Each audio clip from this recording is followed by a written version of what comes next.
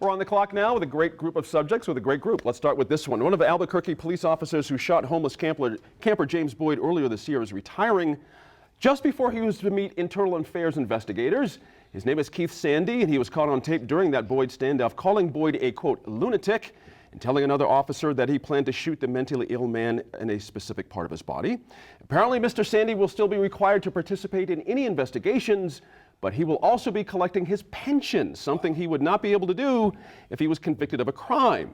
An FBI investigation into Sandy's shooting of Boyd is ongoing, and just over a week after the city signed a consent decree with the Department of Justice, comes word from KRQE that an APD officer sent an email on his APD account advertising a class by a retired lieutenant colonel who calls himself the founder of, this is a word, Killology, K-I-L-L-O-L-O-G-Y. It's not a word really. The study of killing is what he calls it. And Dan, I don't know, all these isolated incidents to me add up to something. Let's kind of strip these out one at a time. Let's go backwards here. The idea that the officer sent out the email to the other officers about this event that this man was putting on, when you watch that footage, he's doing nothing more than really constructing an idea that you're at war.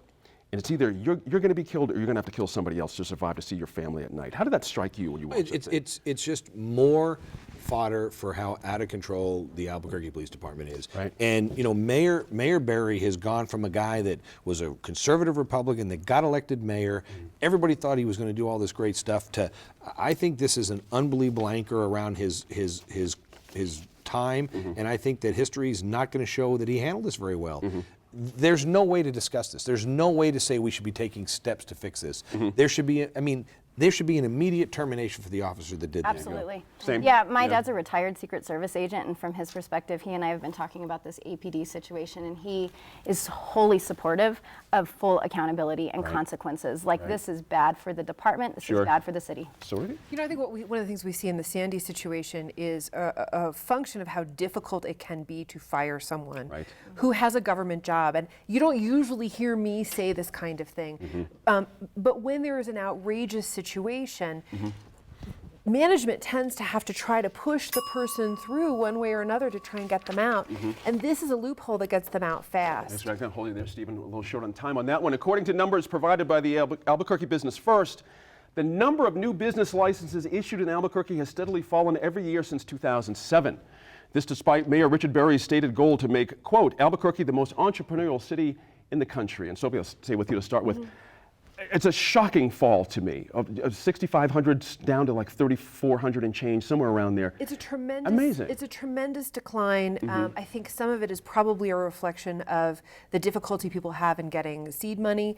And I think probably there was some irrational exuberance pre-recession. Fair enough. But it is not a good sign for a city that's struggling to pull itself back up above the waters. So, you know, here I'll have to jump to Mayor Berry's defense, even though I completely agree with you, what you said about APD. I mean, if you look at a graph of how New Mexico's been doing economically, and you put a graph on that of how Albuquerque's been doing, it's almost essentially the same thing. Interesting. You know, it's hard to blame a mayor who's part of the city. Now, I also think he's doing a lot of interesting things. He got a Living Cities grant, $100,000 grant that could result in $10 million more in funding. So he's doing what he can do to promote the economy. He's in a bad But Dan, these are our risk takers. Not taking risk, that's a bad thing. You know, I mean, I think that he inherited a pretty bad opportunity when he took over as mayor.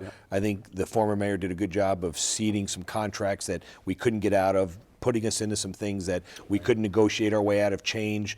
I think we didn't get here overnight. We're not going to get out of here overnight. The only thing I would like to, that I'd criticize Mayor Berry on, is I'd like to see a more sound plan that this is what I'm doing. It seems to be that it's policy by press release. I'm doing this today. I'm doing that today. I'm doing this today. I'd like to see how this ties into his overarching plan to do what needs to be done for Albuquerque. I'm going to hold you there, Stephanie. A little short on that one. And what some are calling a surprise pick, House Minority Leader Nancy Pelosi announced she is naming Representative Ben Ray Lujan from New Mexico's 3rd as the next chairman of the Democratic Congressional Campaign Committee. No small deal.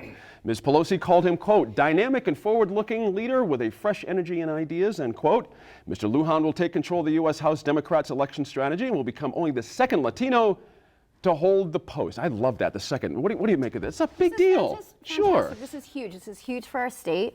It's a huge nod to New Mexico, a huge nod to Latinos. It's it's a big deal. And I'm extremely excited for the congressman and to see what he's actually going to do in this new role. Yeah.